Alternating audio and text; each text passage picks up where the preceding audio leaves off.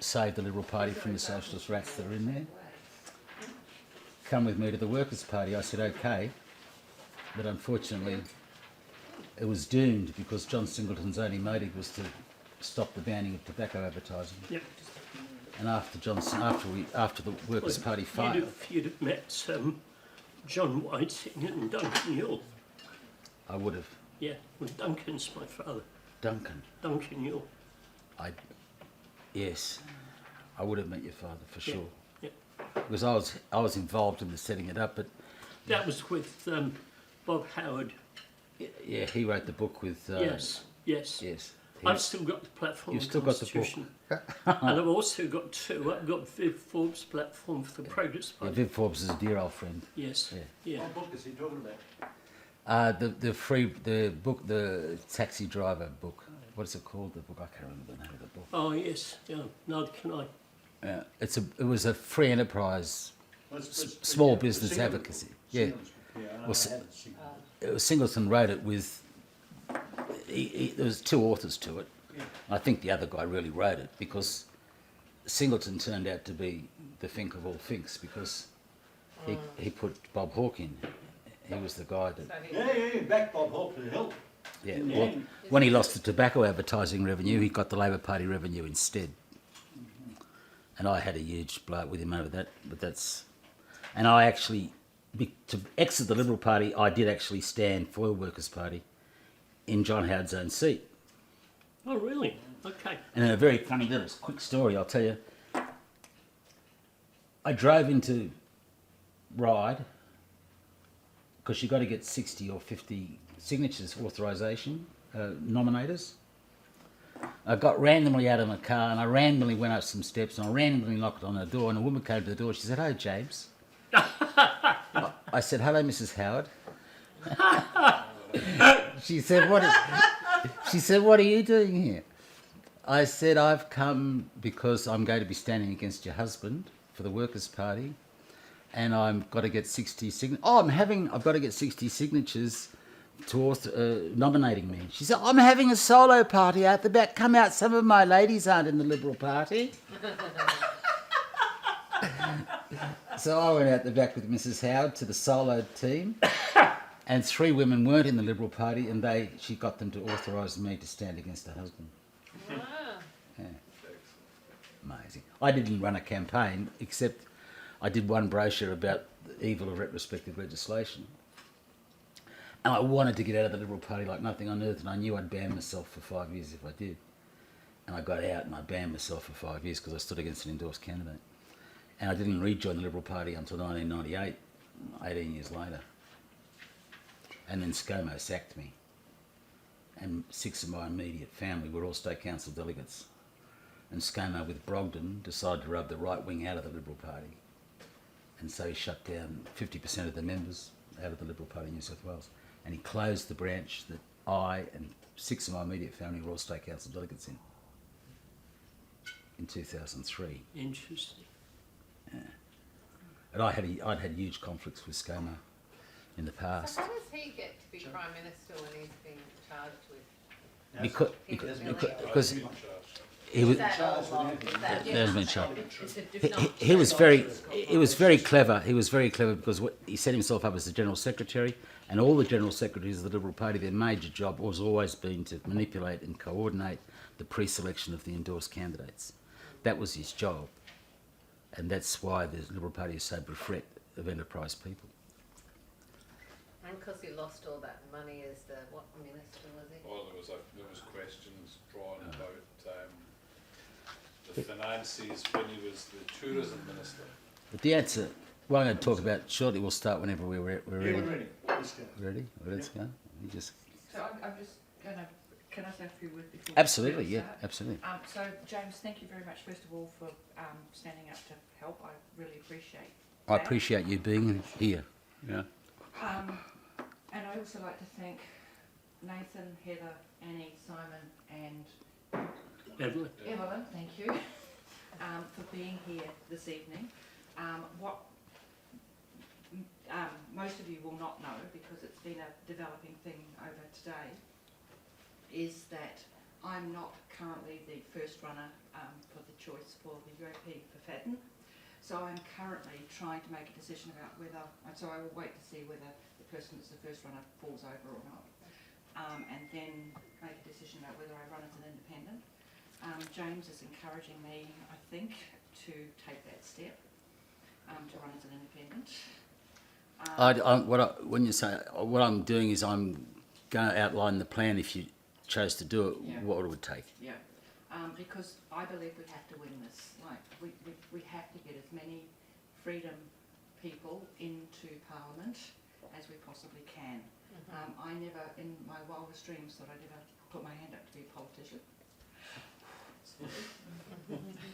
But here we are. And hopefully the more I say this, the less it will affect me and the easier it will become. So I just wanted to let you all know that that's where the state of play is with my application at the moment, so that nobody's here under false pretences. And the purpose of us having James here tonight is he has over 60 years, or about 60 years, in campaigning, and he knows what it takes to win a seat.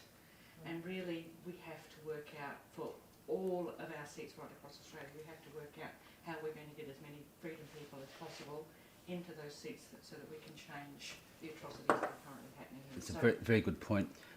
And thank you for that point, because that's what I'll focus on. We'll make this presentation I'm going to give for the freedom peoples, not just necessarily yourself, but for the freedom cause in general. I'm Peter Turner and I'm documenting the freedom movement from start to finish. Basically, I'm everywhere and do everyone. I endorse that. So I don't pay favourites. I'm just like to see Rubes or Diane Dimitri. I do videos for Diane Dimitri. If you saw one from here, it's probably from me. I do stuff for the UAP. It doesn't matter. It doesn't matter. As long as they're Freedom Party, as long as you're working for the freedom of, freedom from the tyranny we're suffering, I do the videos. So, and if any of you want to get involved with anything else, independence, whatever, because like you said, we've got to beat them at their own game. Yes, absolutely. And it's like this is the biggest challenge of my life. Fair income. This is the only thing I've never stood up for any political party ever before, and this is the first one where not the Vietnam War, nothing.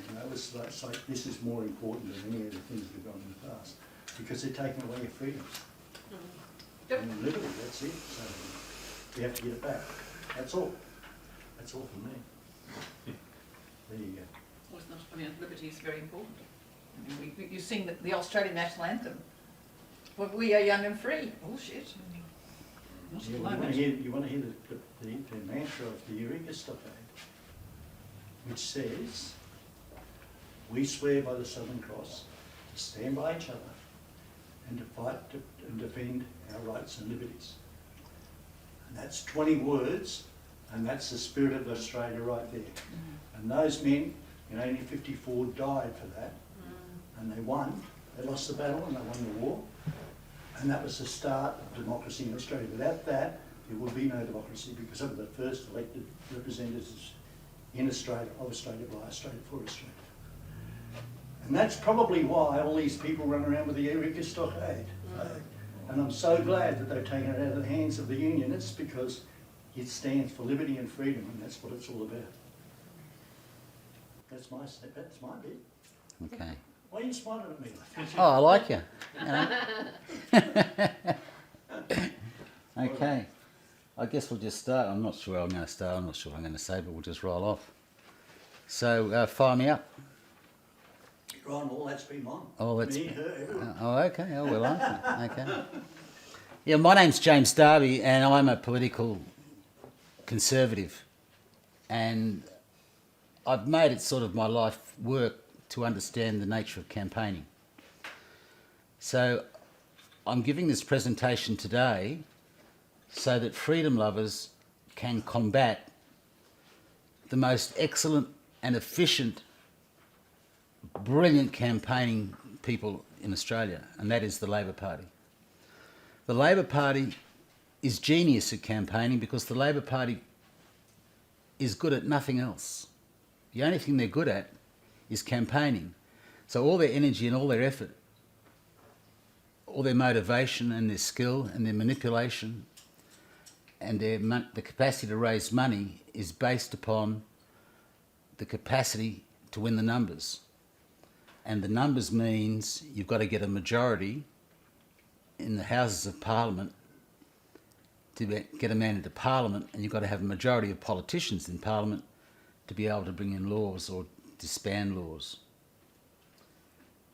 One of the things that has always hampered the Conservative parties is their desire, their inbuilt incredible desire to maintain control of the party and be in control of a party and not be concerned that that party enter Parliament as a government unless they're in control of it.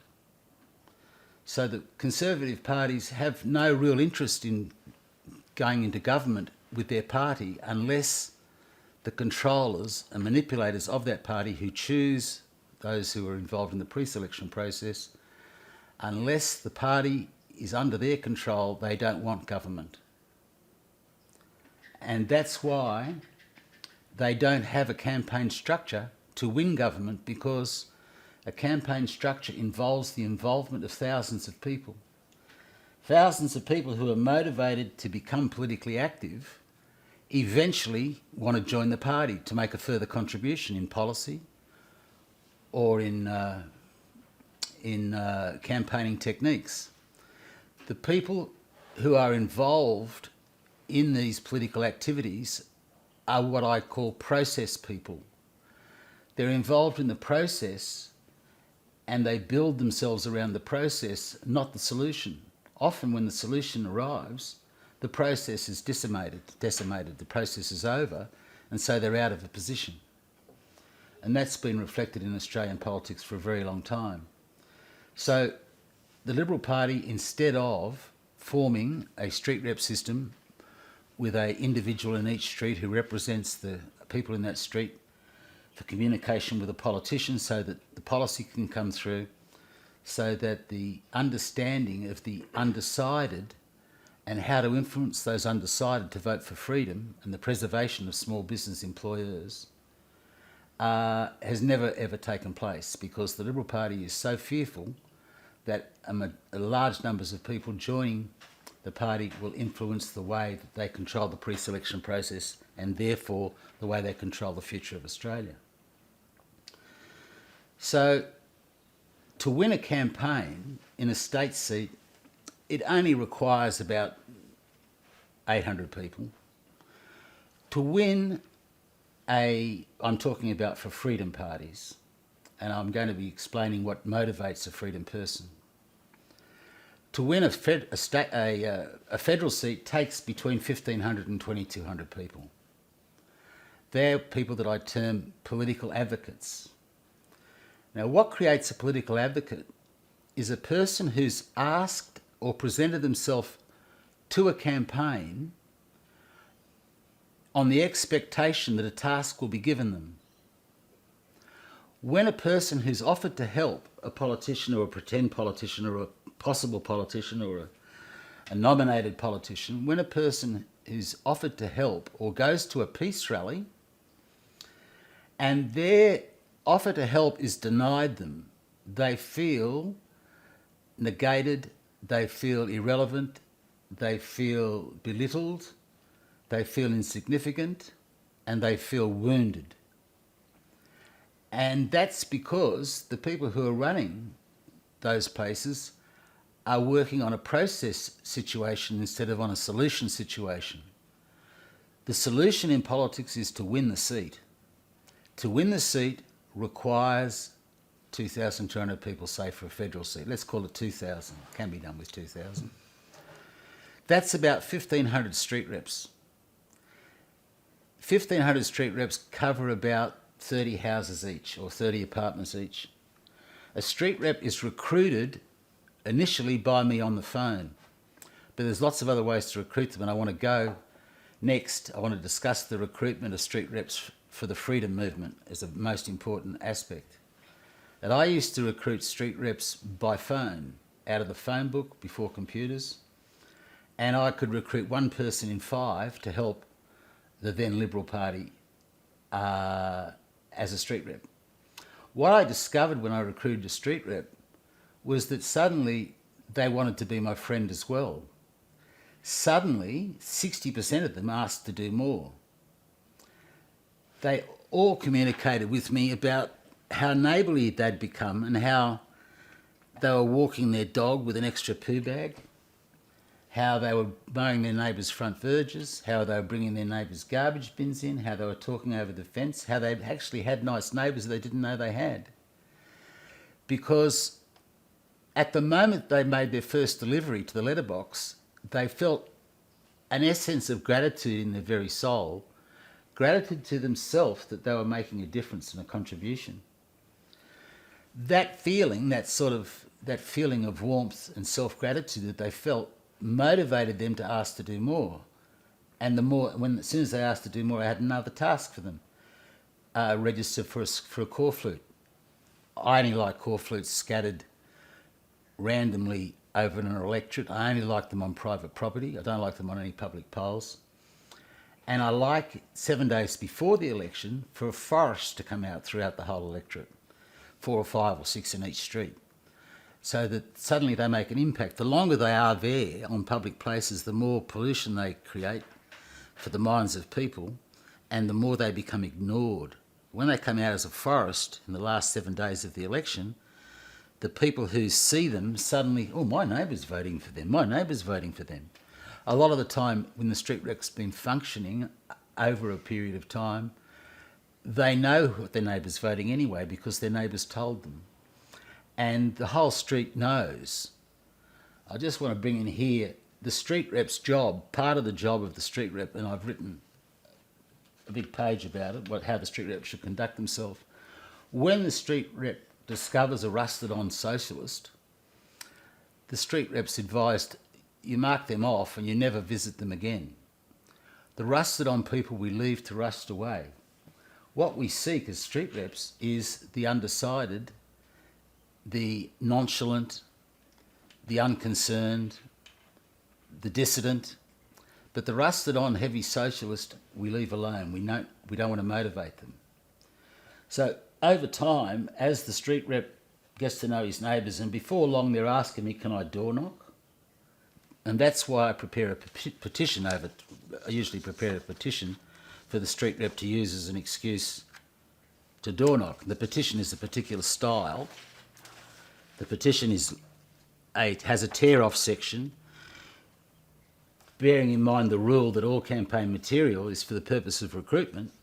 This petition is a recruitment petition which enables the legal part, the signature, the name and surname and the address and postcode, but it adds in the email and the phone number, which is taken off before the petition's handed in. So that petition on a clipboard is a perfect petition for the street rep to door knock his neighbours and to determine quietly and calmly, without any aggression, as to how they intend to vote. And if they're firm in their vote, and if they're undecided how to vote, and what's influencing them in their voting procedure. And that petition, of course, being a recruitment tool, gives the street rep the opportunity of recruiting, because as is the basis of all sales organisations, the essence of the first lesson is trained to train. So the street rep is trained to train other people to recruit other people on the basis of the compounding result of recruiting one street rep should technically result in 50 more type street rep people, given enough time, given 10 weeks. So the street rep gets the door knock, the petition. The street rep gets to determine in the street who's infirm and can't make it to the polling booth properly and organises the postal vote. The street rep organises the people who are on side to be a core flute display. Excuse me, what's a core flute display? A core flute is the big sign that is stationed at the polling booths with the head of the candidate, Thank you. Okay. and there's two size corflutes that we make. We make the small corflute, the A, which goes into shop windows, and this large size which goes onto front yards and walls of units. So the street rep develops an enormous amount of tasks which I won't continue with now, other than the street rep is trained to train. And ideally, and it's only happened on a few occasions, the street rep will get a little brass plaque which says street rep for the candidate, which goes on his front gate. He will get a name tag which says his name and the name of his street rep for the candidate on a name tag, his ideal situation. What he's encouraged to do, and I will come back a bit and say this, in political campaigns, around about 5 to 9% of people read campaign material that ends in a letterbox. Very few read it. The beautiful thing about the street rep, he always reads it, or she always reads it. They read the material. No one wants to deliver something they haven't read. And so the preparation of the campaign material that's given to the street rep has to be absolutely concise. It has to be short sentences. It has to be impactful. It has to be motivational. It has to be memorable. And it has to be able to be passed on at will and ease with a pride. And so it's very, very important that rubbish and motherhood type statements and cliche type statements don't form part of political material. Sure, they produce their big brochures sometimes, and those things sometimes can be delivered, but sometimes I've chosen not to deliver them at all, and I deliver my own material when I want to win, which is I always want to win. So the street rep now is a political advocate. What they do next is they ask what polling booth they can be on. And whilst it's good to appoint polling booth captains early, sometimes it's best to delay the appointment in case more skilled skilled booth captains come forward. It's very important to man the polling booths, and it's very, very important to train the polling booth workers. I hold a view that a good polling booth worker can be worth up to 7% of the vote. And polling booth workers must be trained for the polling booth. Clive Palmer in particular is a phenomenal trainer of polling booth workers. Whether he uses someone to do it or whether he's got a book that shows people how to do it, he also he trains them very well. And I've encountered some phenomenal booth workers that have been volunteers for Clive Palmer. The polling booth worker who can win 7%. And it's a very, very important point I'll bring up here now, that one of the very finest places to recruit future election wins is at the polling booth as people exit. The people that say, well done, I hope you win, they're the people you never let go. They're the people who you get to fill the job offer to help form. They're the people that must never ever be escaped from the polling booth, because they're the people who are going to be a strong backbone to maintain the win if you've won it, and in particular to win it next time if you haven't.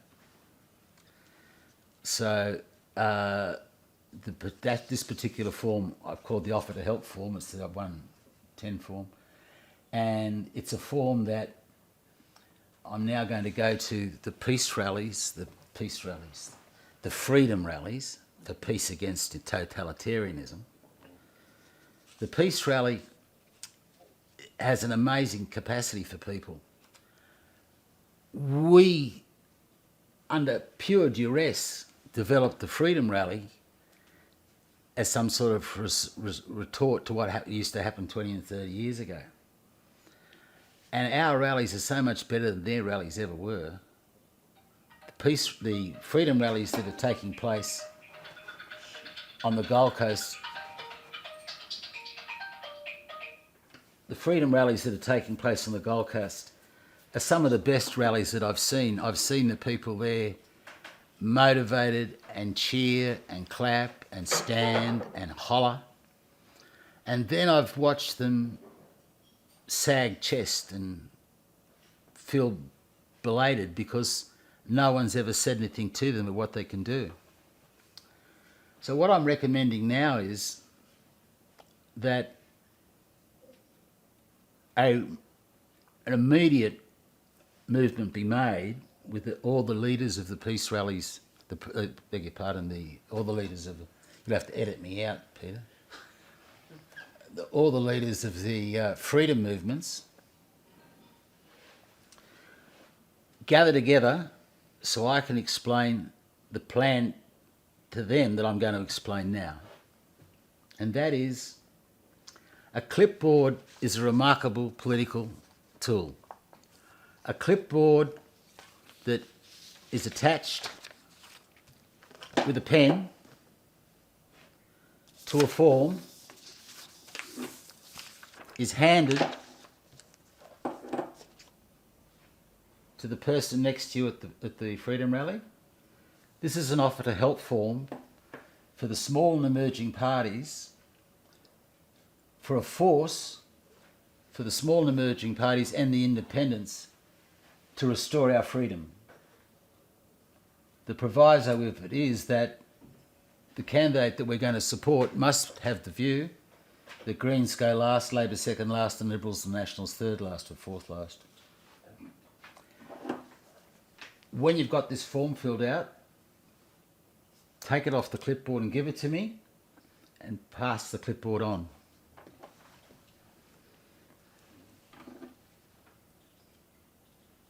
The second way is an app that we've presented to our friend. And that app is a telephone app called the Majority app. And what it is, it's an app that's transferred from mobile to mobile. And what it does is it gives the person who's received it on their mobile phone the opportunity to declare, I'm happy to accept the appointment for a street rep to deliver material to my neighbours. It's okay to email a page to me if I can print on my own printer and deliver. I understand the importance of willing votes at pre-poll, and I will be able to help at least one morning or afternoon session at a pre-poll voting centre.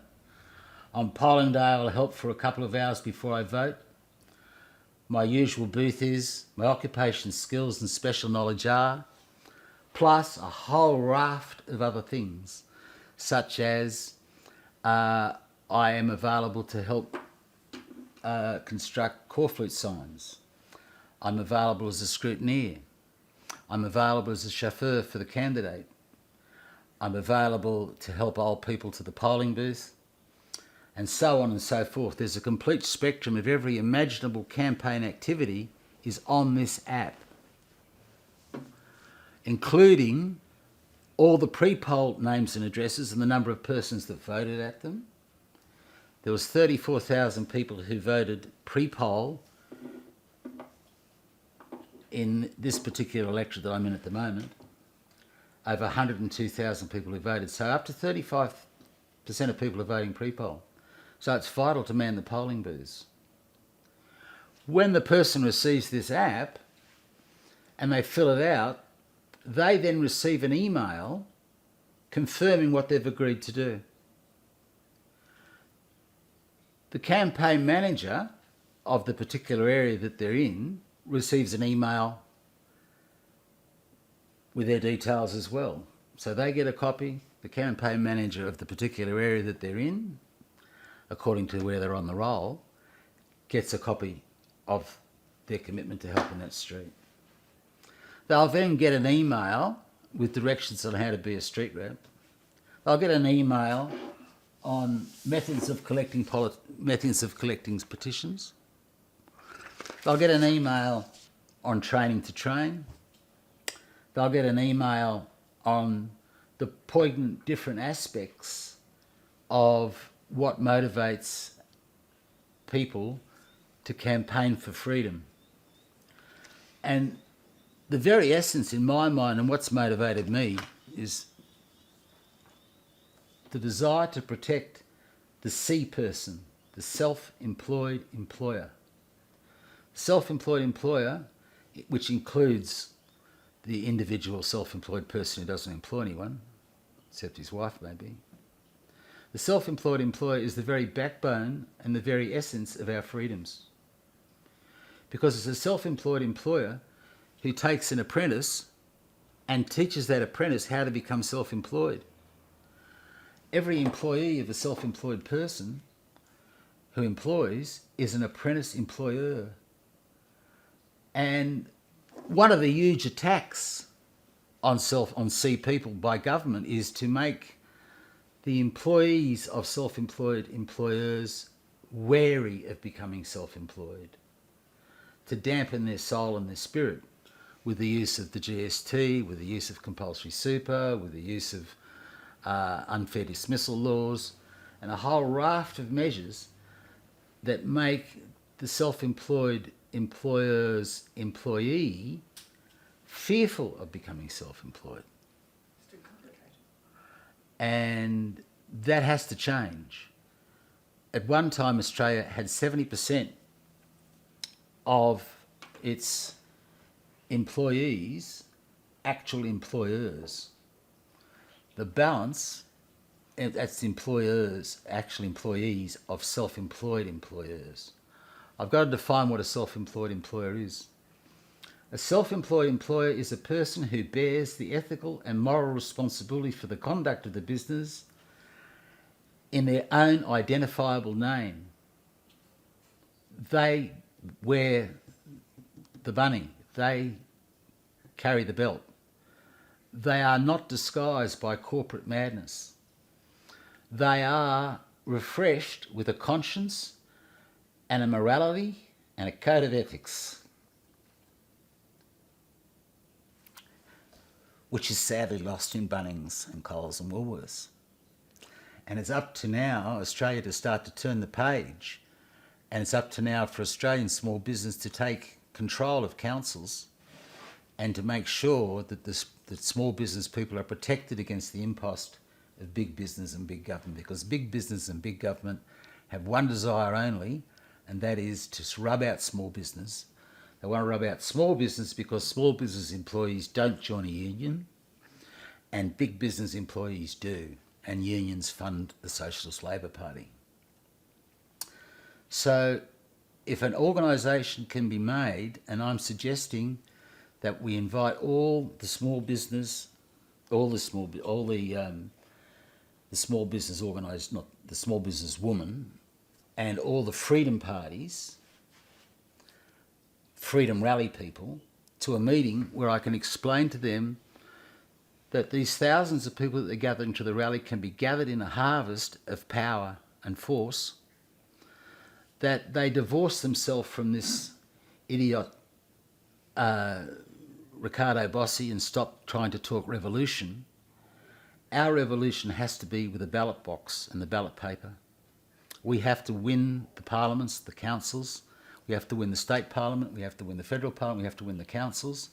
And we have to preserve our way of life as Australians, as small business people.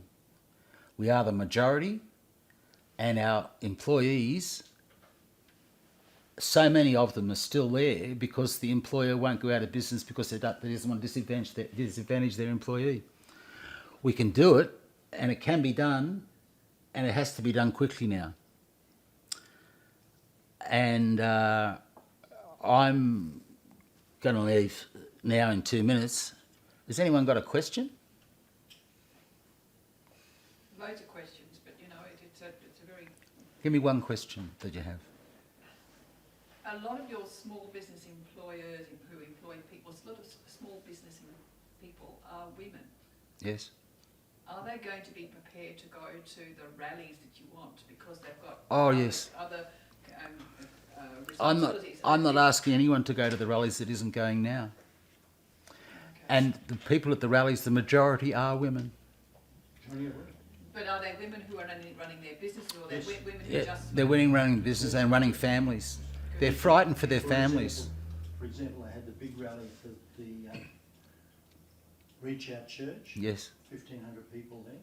Chock-a-block, we've got 6,000 in there. And they were run exclusively by women's By business. women businesses ran it. Women's Good. business ran it. I like to hear that. Yeah. And just on the side of that, the woman who is the president of the Small Business Association of Australia Yep. is a woman. Yes. So, yeah, And there's- women are actually there's more the- actively involved than men. The women have got a stronger motivation than men because the women, unfortunately, it's a bit of a blight on men, but the women are very, very concerned about their children. Women will become grandmothers. And the grandmother syndrome is simple. It's phenomenally expressed by the Russian, the Croatian and the Scandinavian and the Greek grandmothers. The desire to perpetuate their genes by making sure their granddaughter is a capable, able woman and able to attract a worthy man with which a family can be held together. And that's why there's more women at these rallies today, I would surmise, because they're terrified for their children. They're terrified their children are never going to own a business. They're terrified their children are going to be unable to understand what a work ethic is, what a goal-setting capacity is, what a family is. These things have to be restored. Indeed. I'm with you. I like your ideas. Thank you. At the border too. At the border, just on the sideline, at the border rally, there was over 10,000 people on there.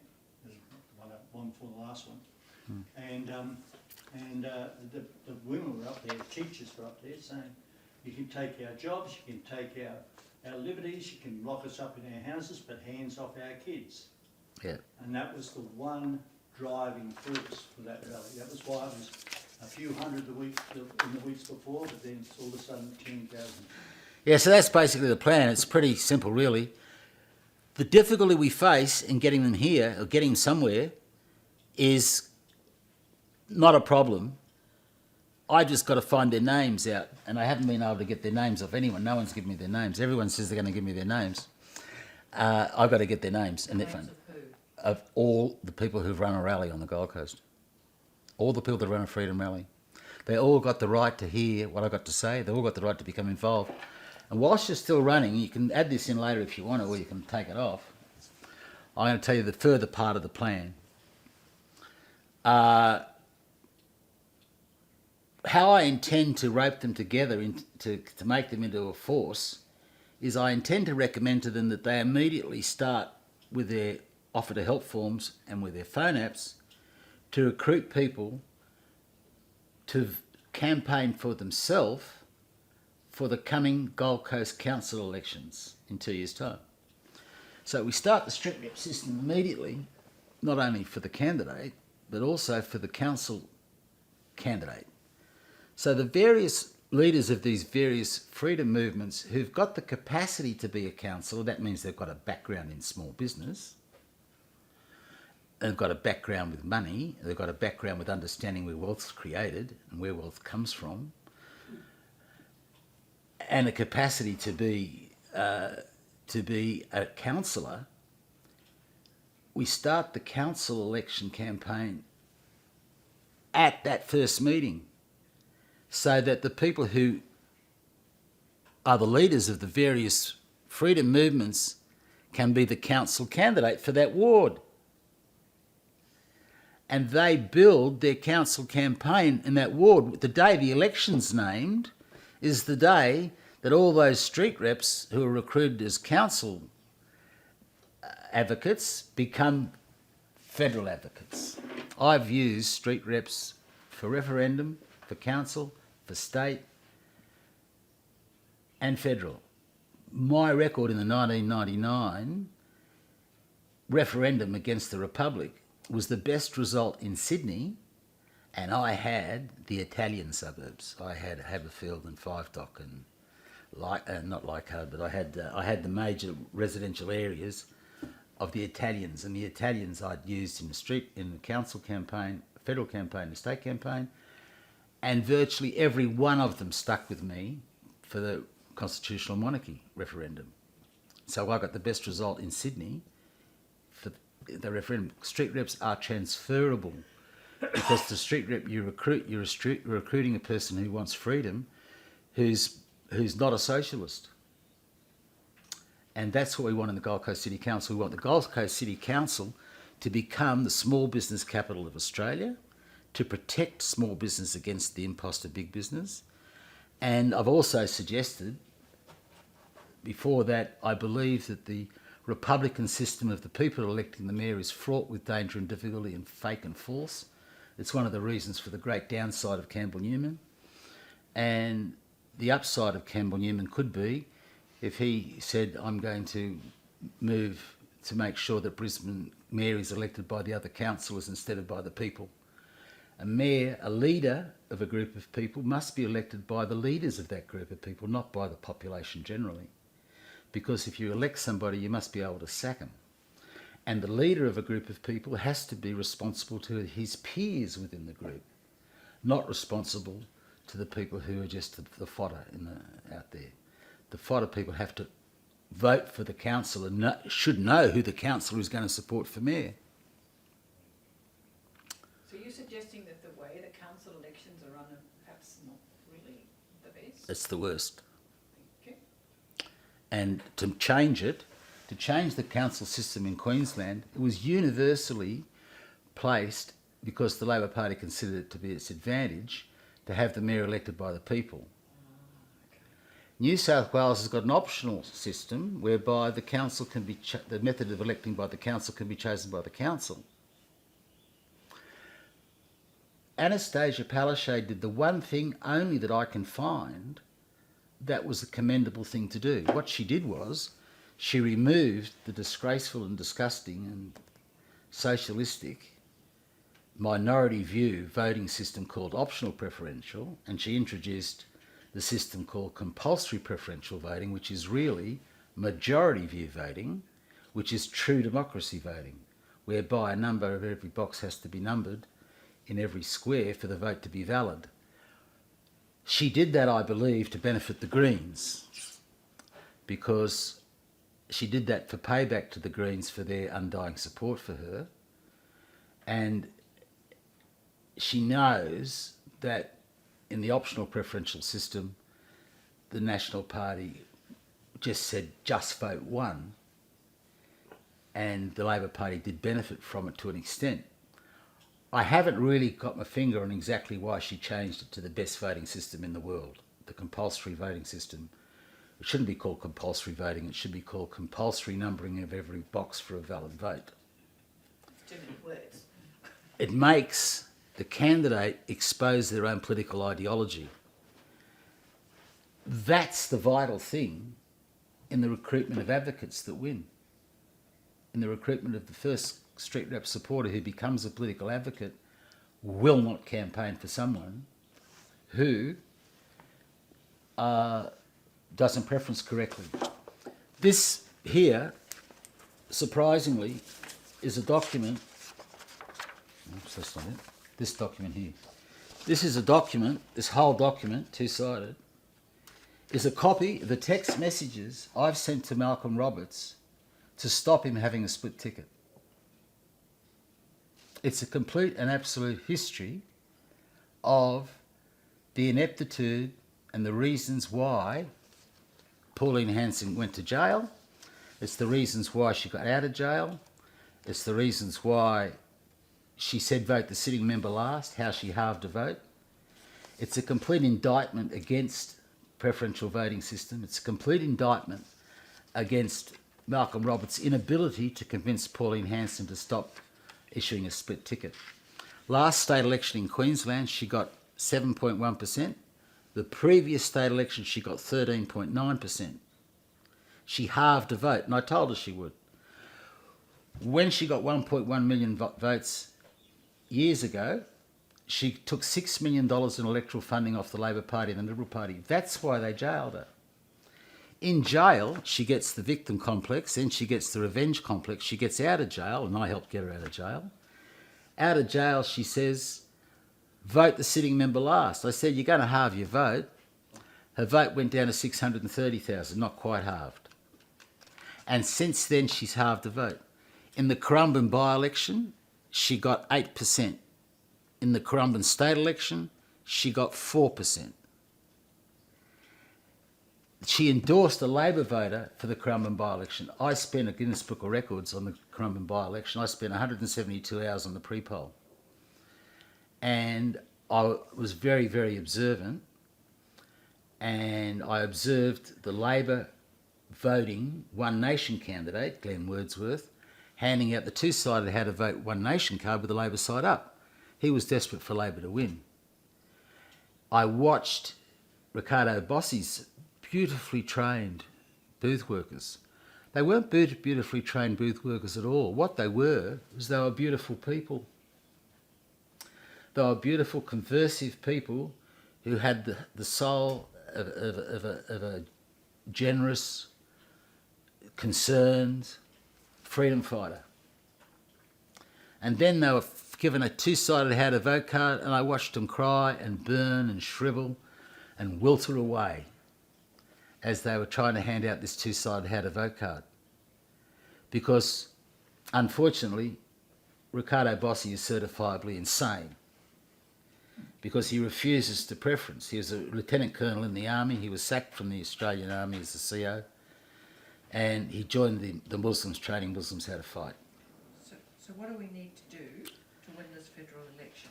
We need to get this group of people together. We've got the perfect example here. We've got the perfect Freedom Rally people. We need to get them to have a meeting. If they decline the meeting, what we need to do then is we need to get the clipboards and 20 or 30 people at each rally and harvest all the names ourselves with clipboards. If we get their support, we need to be able to get up on the microphone and say, everybody pull your mobile phone out, tap in this number, joystick 8. Hit enter. Have a look at that app. That app is a recruitment app for you to become a street rep for your street for the emerging and small and minor and micro parties and independents who are going to vote Greens last, Labor second last and Liberals third last, and ensure that freedom has the balance of power in the Parliament. And more. And more. Ideally, what I'd love to see is a Freedom Coalition, a Liberal Party opposition, and the Greens and the Labor decimated. Well, the only tool we have at our disposal to get rid of this tyranny is to use the political system. So, The only two. so let's use the resources, the smarts that we have, and make it happen. This is how it can happen. What's holding it back is Pauline Hanson. Ricardo Bossi has now exited himself from my life because he said he's going to hang the premiers by the neck until they're dead.